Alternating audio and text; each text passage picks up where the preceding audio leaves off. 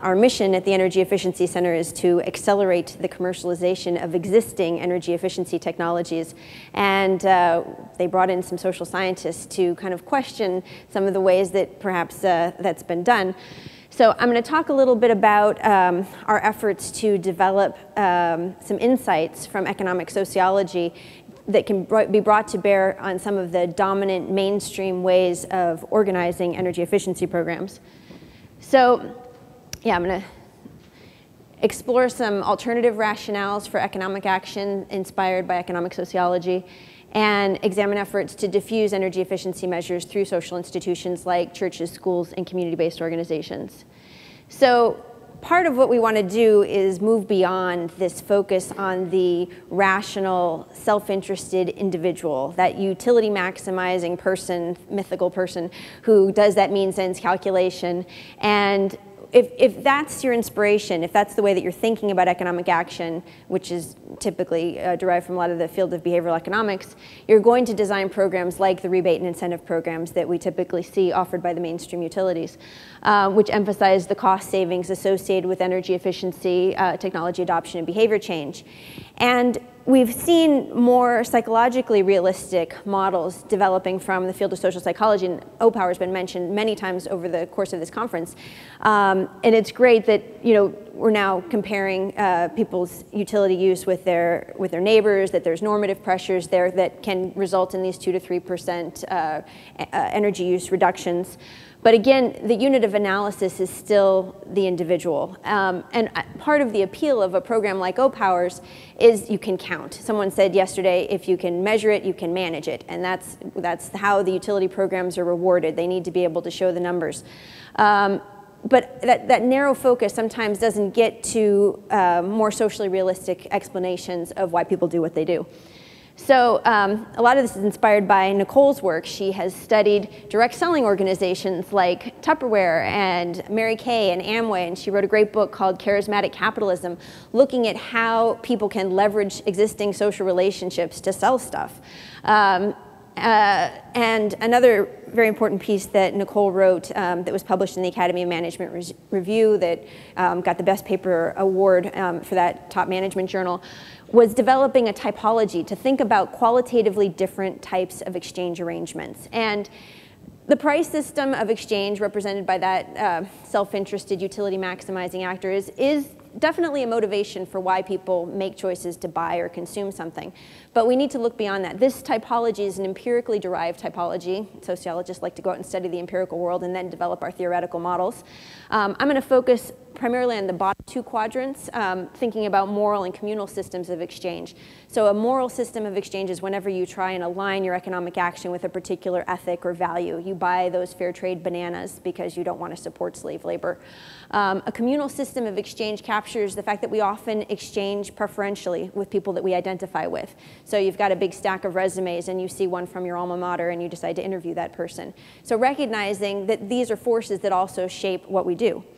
And so we've been looking at organizations that have sought to leverage people's existing social relationships and acknowledging the fact that as sociologists we realize that institutions, family, work, schools, these are powerful agents of socialization. This is where we learn what is appropriate behavior. One of the organizations, I'm going to touch very briefly on the non-faith-based ones. These are examples of some that we're looking at. You might be familiar with One Change. That's the mayor, Cory Booker. He's been a big proponent of their program. They distributed 1.4 million CFLs door to door, leveraging existing volunteer networks, looking for green organizations and communities. They didn't start from scratch.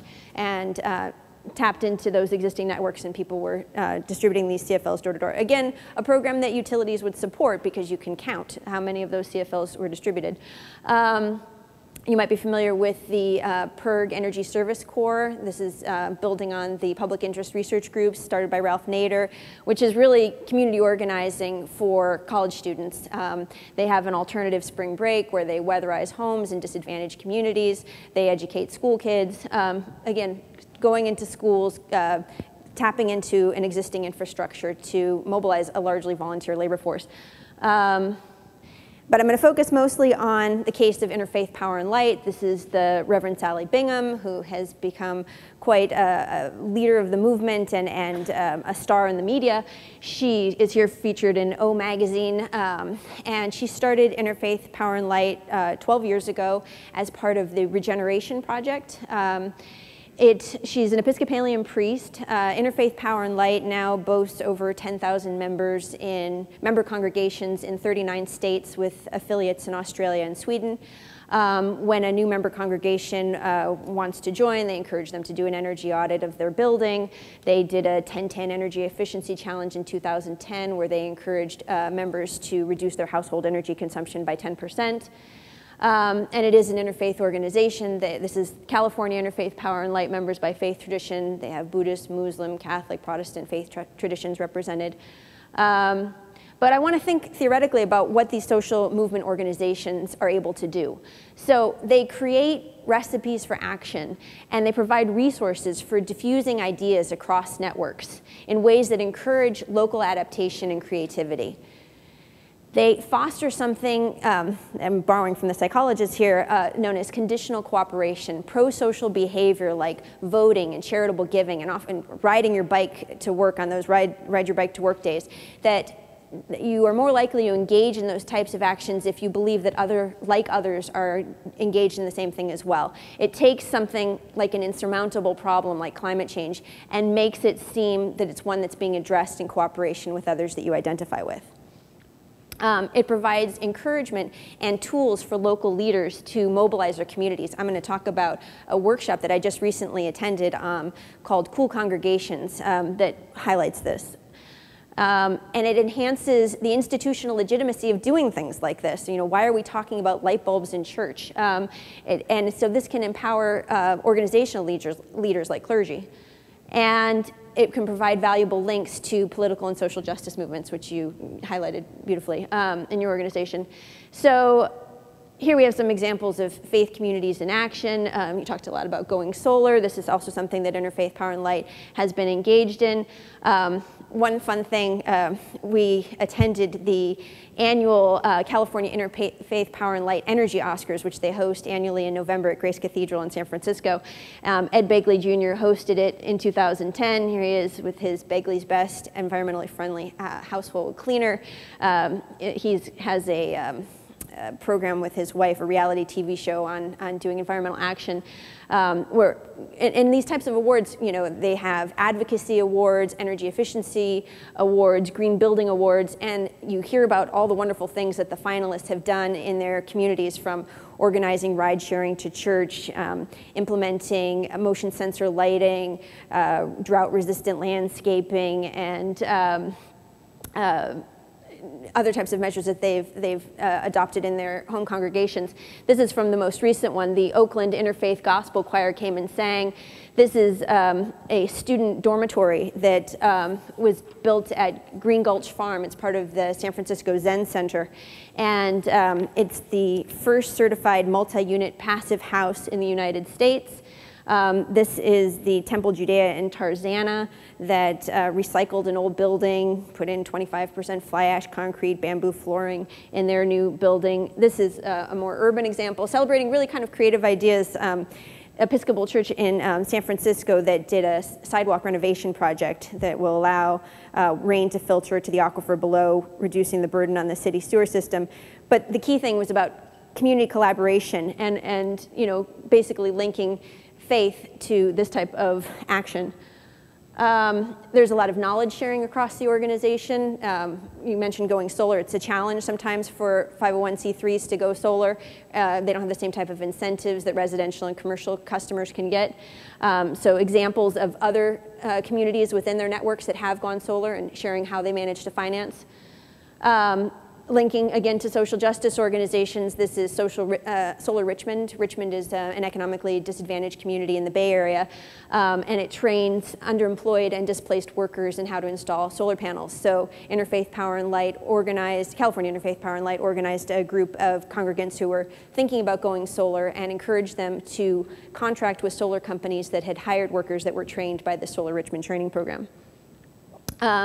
But back to the direct selling, on their website, just like these organizations like Mary Kay and Tupperware, they've partnered with EFI to encourage folks to buy, energy efficient holiday lights and, caulk for windows and chimneys, air sealing for chimneys.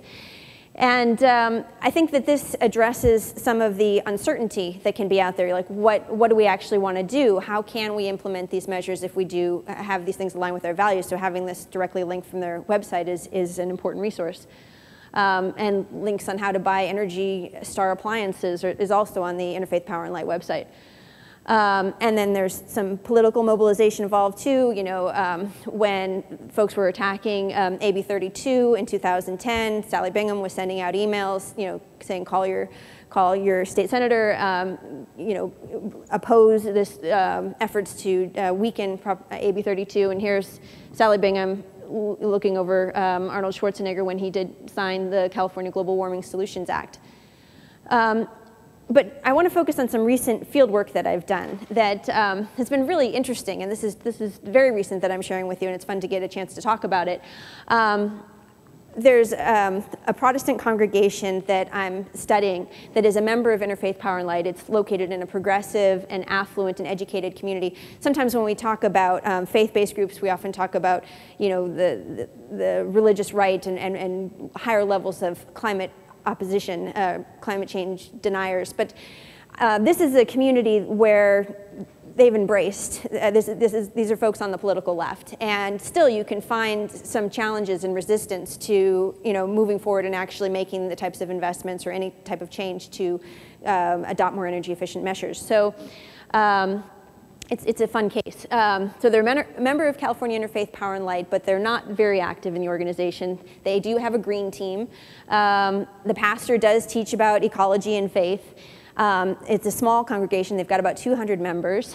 And they just did this capital renovation project. They've got about $1 million to work with. So yes, they're not poor. They do have cash to work with for their facilities renovation.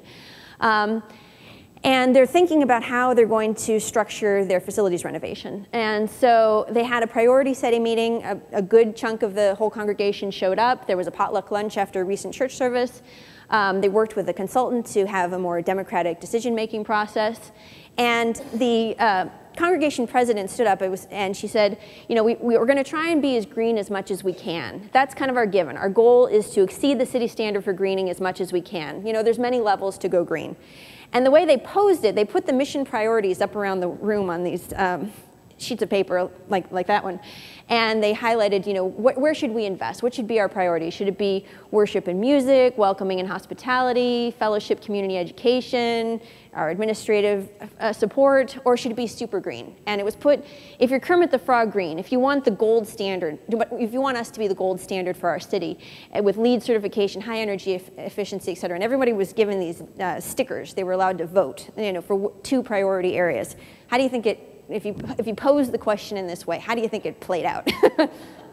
How do you think everyone voted? Okay, so super green lost. It was there around the level of administration, and some of the folks that I'm talking to who are on the community's green team, they were the ones who were voting for super green, as it was phrased.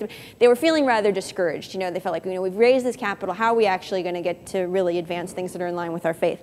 And so, and I've interviewed the pastor at this church, and he said to me, at some churches, the pastor makes all the decisions. I was raised in the Catholic tradition, so I'm like, yeah, isn't that what happens? The priest just makes the decisions. But he was saying, and everyone just follows.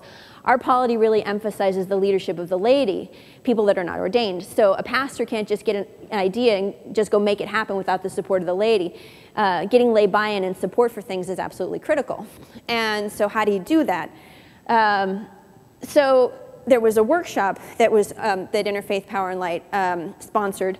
Sarah Webb created this program 5 years ago. She's from Iowa Interfaith Power and Light, and it's called Cool Congregations. And it was advertised as, are you the green sheep in your congregation? Would you like to learn how to, mobilize and get things going in your congregation? So this was hosted down in Palo Alto just last weekend, and it was basically social change organizing 101. She's led over 40 of these train the trainer workshops in the past 2 years. She's traveled out of state 13 times to lead this workshop.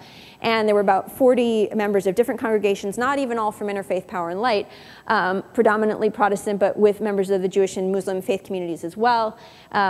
Nice broad age range. And most of the people there were not clergy. They were members of faith communities, but they were not clergy.